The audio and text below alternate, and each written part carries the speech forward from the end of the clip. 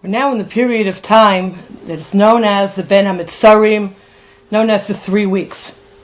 We know that this week's Parsha of Shabbat, Parshas Dvarim, is always read right before Tisha B'Av. And we know that the Shabbat before Tisha B'Av and the Shabbat after Tisha B'Av have special names that are given to it.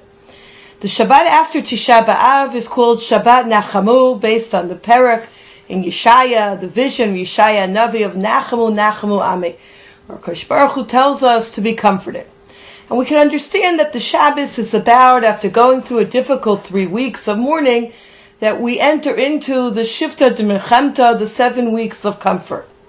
What's perhaps more fascinating is the Shabbat of this week's Parsha of Dvarim, the Shabbat before Tisha B'Av, which we know is brought down in source number 1. It's referred to as Shabbat Chazon, the Shabbat of vision, based on the beginning of the Haftarah of Yeshaya Navi, Chazon Yeshayahu. This is the vision of Yeshaya. And it is noted, this week's Haftarah, the famous vision of Isaiah, gives its name to the day Shabbat Chazon, literally the Shabbat of the vision. Traditionally, this is read as a powerful indictment of rebellious people. The fascinating thing is that a name represents the essence. So I understand that the name of Shabbos Shuvah between Rosh Hashanah and Yom Kippur is called by the Haftarah, Shuvah Yisrael and Hosea. But the essence of the time is Shuvah. The essence of the time is Shabbos Nachamu. The essence of the time of Shabbos Hagadol, albeit also named for the end of Haftarah Malachi, it's about the great event and the great miracles that transpired and will transpire at this time.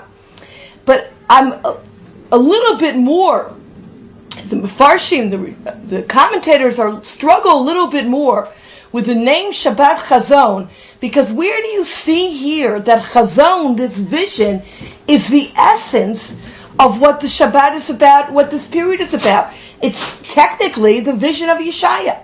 It's interesting that Rabbi Levi Yitzchak of Berdichev in source number 3 notes that it is a day when we are presented with the vision of the third temple, even though we see it from a great distance.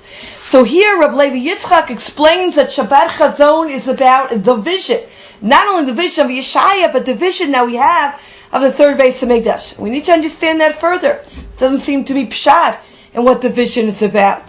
In fact, the Lekach V'Alibuv in source number 2 notes that all the Shabbatot in the 3 weeks are very special. V'yesh ba kedusha yitera mikol shar Shabbatot hashana. And there's a special element of holiness that is unique to this time. V'ramzu b'zeh b'sfarim hakadoshim Tiferet Shlomo brings down on the pasuk Ravlach shevet be'emek habacha. Ravlach in terms of not enough, but Rav, Ma'od, it is great. Sitting in the Emek HaBacha, particularly the Shabbat Chazon, the Shabbat of the 9 days, the Shabbat of the great intensity. I'd like to try to understand, Emir Hashem today together, is what is, all 3 approaches will be based on Chasidic insights. What is the nature of Shabbat Chazon that we can glean an insight, not only technically, this was a vision of Yeshaya about the rebellious people, but how the Shabbat Chazon really characterizes what the 3 weeks is about and presents for us a mindset, a way to think during this period of time. I'd like to take, as I mentioned, 3 approaches. It's really going to be one approach, and to develop that one approach and to expand on it in 2 different dimensions. Very interesting insight in the Sefer Binos Desha, where he notes in source number 4, and it's something fascinating to think about. He says, if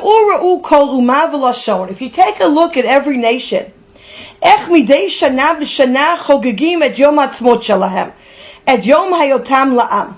you look at each nation, how it celebrates their Day of Independence, you'll notice that each one has their own unique ways of celebrating, whether it's by parades or whether it's by shows. I remember as a kid going to watch the fireworks of July 4th, right? There's certain things that are very unique to every national holiday. But in every nation, the common denominator is there's some type of happening that goes on in celebrating victory.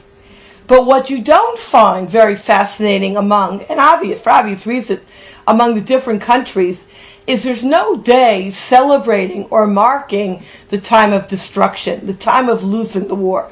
The victorious nation marks it. The losing nation tries in every way possible almost to erase it from the history book. Ach lo, in source number 5, Haitazo B'Israel. But this is not true of the Jewish people. For 2,000 years, the entire nation, wherever we may be, sits on the ground on Tisha B'Av and cries, V'kovea zikaron nitzchi, and has a memorial for our destruction, for our downfall, for our entering into galus, for our entering into exile.